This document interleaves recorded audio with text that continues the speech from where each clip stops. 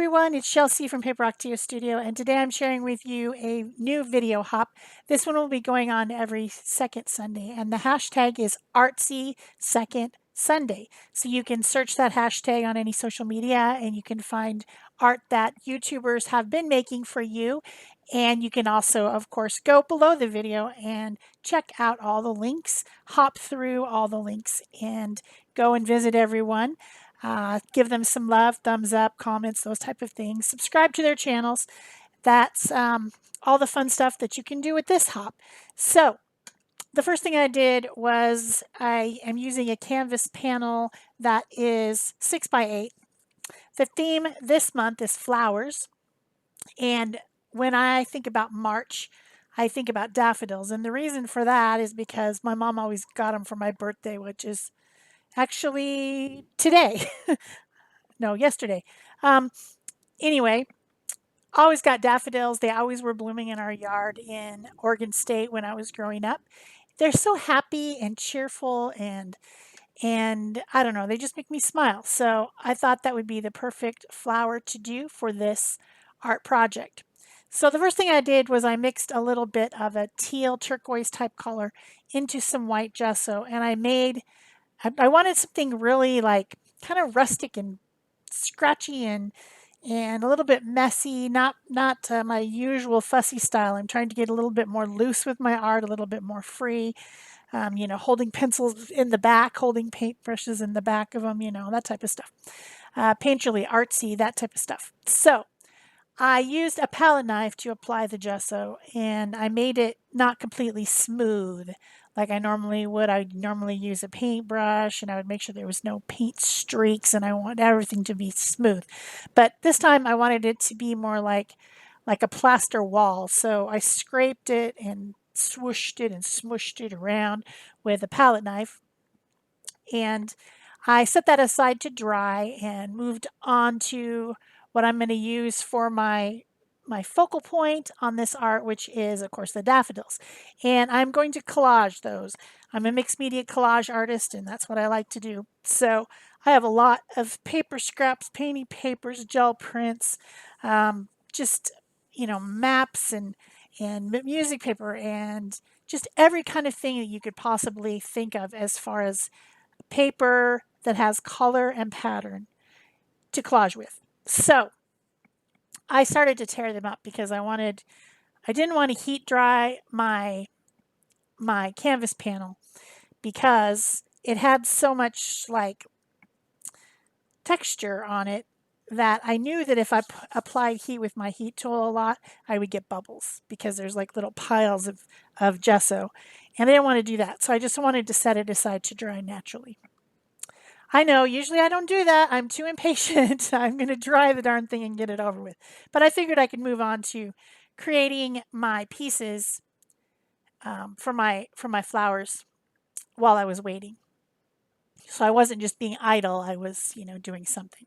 So I got out some yellows, some oranges, some peachy colors, some different colors of green, all different types of paper. Some of this is deli paper, some of it is printed tissue, some of it is rice paper because I've been really crazy about rice paper lately. I don't know why. It's been in my stash for a while, and I have a couple different types of thicknesses. I have a thicker one that has a rough texture on one side and a really smooth texture on the other side, and then I have a more thin, flimsy one that's more smooth and has kind of almost like a canvas texture pressed into it. I need to find out more about this paper because it's called rice paper. I assume it's made out of rice, but I don't know actually. I mean, that's just a complete assumption, so I do need to find out. But I do have some of that here. Um, it's kind of interesting. The thicker one, when I tear it, it leaves little kind of deckly fluff on the edge, which I enjoy, kind of little fibers, not long ones, but just short ones. And I was trying to make a torn paper collage. Sometimes I use cut paper, sometimes I use torn paper, and today I wanted to do torn paper. So I've torn out all the little shapes that I want. I'm still going to have to tear more. And I started to build my composition onto my gessoed background. I'm using Liquitex Matte Gel Medium. This is a thicker glue, heavier glue. Um, I don't know. It was a mix of papers. I even had a envelope that I was tearing up that was with a thank you card that someone sent me, and it had a really like bright spring green color, almost a chartreuse color, and so I wanted to use that paper. So that's a thicker paper. Generally, if I'm using all very thin paper, I'll use a fluid matte medium, but if I'm using thicker papers, like text weight paper and things like that, I'll use the thicker medium, which is the gel medium. So it's kind of something that you learn as you go. And I want all this paper to lay as flat as possible. And I sometimes get a little bit of wrinkles, and this one did end up with a little bit of wrinkles that I wasn't able to smooth out. But it's okay, it's a collage. I mean, it's not, you can't say that all paper is going to lay down completely flat because it has fibers, the fibers get wet, and sometimes that will buckle the paper a little bit, and then you keep smoothing it back down with a scraper or your fingers or the brush, and sometimes you just don't have it completely smooth. But this piece is very textured anyway. I textured the gesso to begin with, so that could be why I might have gotten a couple of little wrinkles in the paper, is because the gesso underneath is bumpy, and that's fine. It's a rustic look. It's a artsy look. It's not supposed to be perfect. It's what I'm trying to go for here. Not completely perfect. If there was a couple little places where I thought that the torn edge was bumped out too much, I did use an X-Acto knife and just take like a little snip of it off, like if there was a bump, and use the X-Acto knife to help me lift that paper off while it's still wet. And I've got petals in different colors of yellow. I've got the center of the daffodil. Sometimes daffodils are all one color. Sometimes they have maybe an orange center, or maybe they have a white center with an orange edge. There are different varieties of them. And some people don't call them daffodils. There's another name which I can't bring to my mind right now. And I'm sure someone will leave me a comment below that will tell me the other name for this flower. Maybe it's a different variety. I don't know, but I've heard them called something else. So I wanted to have an interesting composition. I wanted to have different, odd numbers. Not all that, not like, here's a stem, here's two exact leaves that are going up on each side of each other. Here's, the flower in the center. That doesn't appeal to the eye. We like it to have a little bit of variety. So I put them in different areas. I added one bud instead of a flower, and then two of the flowers. So now I'm going to work on the background. I thought it was really boring.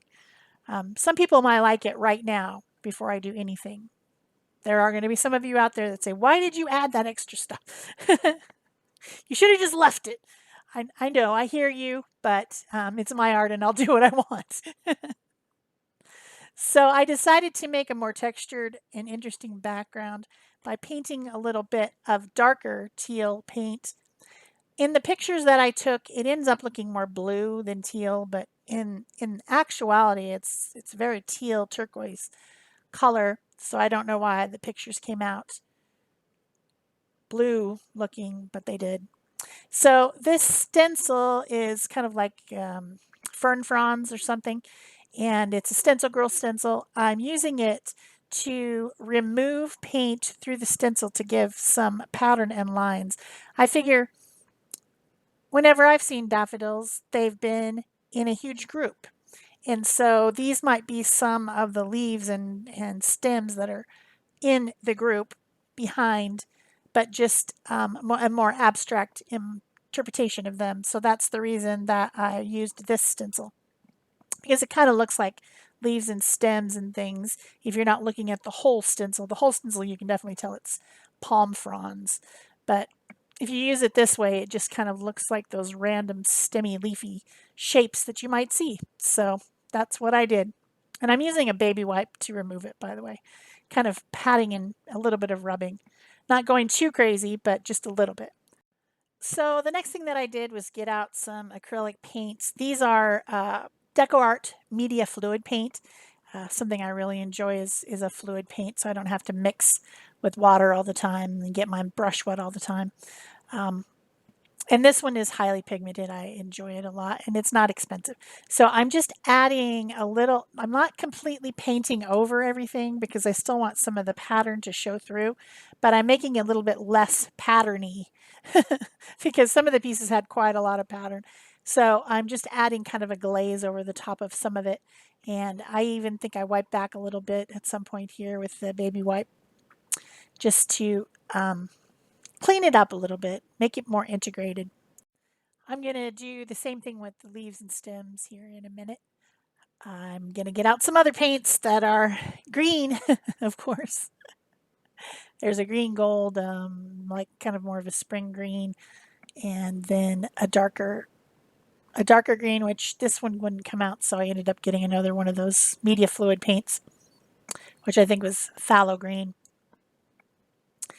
And I'm blending a little bit between them, adding white sometimes, just to make it a little bit less patterny. And that the one that you can really see that I change is that one to the left-hand side on the bottom. I hope you guys are enjoying this video. I hope you'll give me a thumbs up and leave me a comment or question. Subscribe if you haven't already.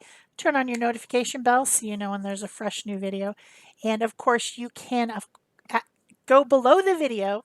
There are links, lots of links for the other people's videos. Please go and look at all their videos. Subscribe to their channel. Give them some YouTube love and see what flower-inspired art they made. The videos are all fairly short, so it won't take you a super long time. So the last thing that I did is I took a charcoal pencil. This is a sepia colored one, so it's kind of a brown, and it's made by Jerry's Artorama. It's a jumbo jet pencil, and I wanted sketchy lines, not clear lines. I wanted it to be artsy looking. So I'm trying to hold the pencil loosely. I'm just going around trying to add a little bit of scribbly lines here and there, and it makes the collage stand out a little bit from the background, but it gives it a little bit more of an illustrative look. So I think I'm going to add some white splatters, and then that will be it for this little daffodil painting. I hope you've enjoyed it. Thanks. Bye-bye.